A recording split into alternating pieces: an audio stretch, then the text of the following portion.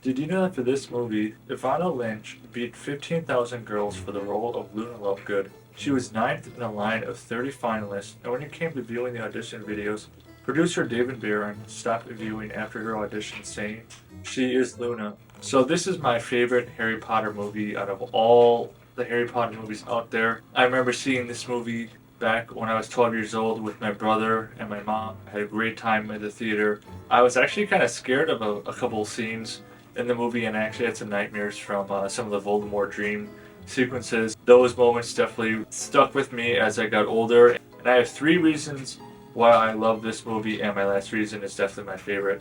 So the first reason I love this movie is it really shows you the dangers of government interference, the dangers of people in power, and what they'll do to keep that power, and how they'll hold their power over somebody else or a bunch of people. I just find this movie to be just so relatable nowadays. Even back then, I found it to be a little relatable, but the last several years, I'd say, it really mirrors reality with a lot of censoring going on, and people are more afraid of telling the truth because they want to spare people's feelings. People want to approach things in a more risk-free way. They don't want to involve any kind of violence, or they always are trying to find a peaceful solution to things, whether through talking or some other form of peaceful conduct, but not through fighting, violence, uprising, revolts, rebellion, however you want to put it. This movie just does a really great job of showing the dangers of what happens when, powerful entities come into play and how they can affect your day-to-day life. And I just love, we get to see the wizarding world here, the Minister of Magic, and all the, the big cats of the wizarding world, what they have to say about how Hogwarts is being run. Harry's saying Voldemort is back. They're saying he's lying. The power of the media, even in the wizarding world. I mean, they even mention, the Daily Prophet, the main news source. The Quibbler's another one. Daily Prophet is the one that people are referencing, saying, this didn't really happen. This is what they're saying. And, Harry's saying it really did happen. So, there's a lot of there's fact checking going on. There's the experts. They may believe it deep inside, but they're so afraid of the truth that they're twisting it to make. They don't want the public to be afraid.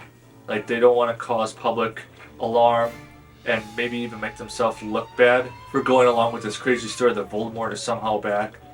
So they just kind of paint Harry as a scapegoat. They also paint Sirius Black as a scapegoat. They're trying to find whatever they can use as an excuse, as something to distract the people from what's really going on, which, like I said, is 100% accurate to today's society. In the real world, in America specifically, we get distracted by every little thing. It's big news stories, but there's a lot of things that aren't covered that should be covered. And then we wonder, what the heck, why are we just hearing about something that's been going on for months? We should have known about it earlier on, because maybe we could have done something to stop it or make it better. It ticks me off, people in power are in power for a reason, but I would say, in my opinion, 90% of people in power shouldn't have power. Even you give a person power, even the tiniest bit of power, and they will take it for all it's worth. And you see this just in every single way that it can be done.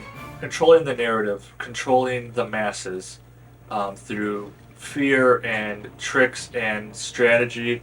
It's always bugged me.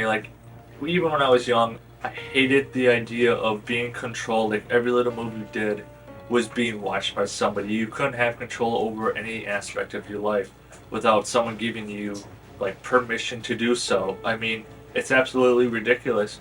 And of course, what we see with anything, especially nowadays, crazy enough with the with the election just happening, we see what happens when people are kind of fed up with the system, fed up with injustice, fed up with all these other different things. And there's kind of a rebellion that happens, and we see that showcased in Harry Potter as well, the rebellion, Dumbledore's army. There are a lot of great performances in this movie, but my favorite by far, and a lot of people's favorites, is Imelda Staunton's performance of Professor Umbridge. We've heard, when people say, well, if you hate a character, that means that the actor or the actress is doing a really great job. And you hate Umbridge 2 seconds into seeing her. She has these super annoying, cringy antics, character traits. I don't know what you want to call them, but she has all these little things that she says or does or acts. Like, she doesn't have to even say anything. She has these little twitches or facial reactions or whatever, and it annoys the heck out of you. But she is the perfect tool for the ministry to like enact all of their rules and their control and the world they want to build. She's slowly rising in the ranks and, you know, punishing people who don't follow her rules. You know, in a way, it's kind of like, this is a pretty extreme comparison, but it's kind of like Nazi Germany. Brown shirts would snitch on the neighbors if they were doing something bad or doing something wrong or doing something that didn't go along with the majority of what most people were doing.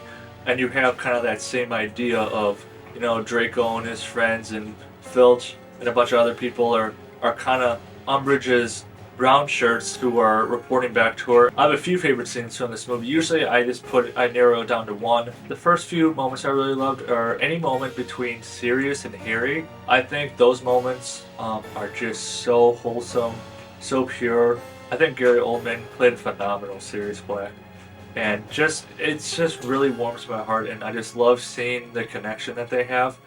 Just because Sirius is like that really deep connection to Harry's parents, and how Sirius always talks about James and how much Harry's like James. It's just like Sirius is really like another father figure. I mean, he's his godfather, yes, but he really is that father figure that Harry needs. And then when they're fighting at the end against all the Death Eaters, fighting side by side, and the one line that always just hits me right in the heart, just strikes me right in the heart. Sirius says, "Nice one, James." Like, it's like, man, he just gets transported back in time. It's like, I mean, Sirius and James were best buds, like, you know, womb to tomb buds, and it just does something to you when you see that interaction between Harry and Sirius. It's like Sirius is a young man again. And then, of course, when Sirius dies unexpectedly out of nowhere, getting killed off by his cousin, of all people, and then just the excruciating pain you see Harry and the muted scream, and just how this death really impacts Harry. You know, it's still the signs of like, Harry's the chosen one, and when you are a chosen one like Harry is, you are going to lose people who are very, very close to you, and you could lose them at any moment. And that scene is just so hard to watch. It makes me cry, honestly. I don't cry a lot, but that scene makes me cry. And then, of course, when Dumbledore and Voldemort go at it, the two greats, the two goats go at it, and I just love seeing just all the versatility in their fighting and the spells. The thing I always love is they don't say the spells out loud. They're so powerful, they can just do whatever kind of spell they want, and it just happens.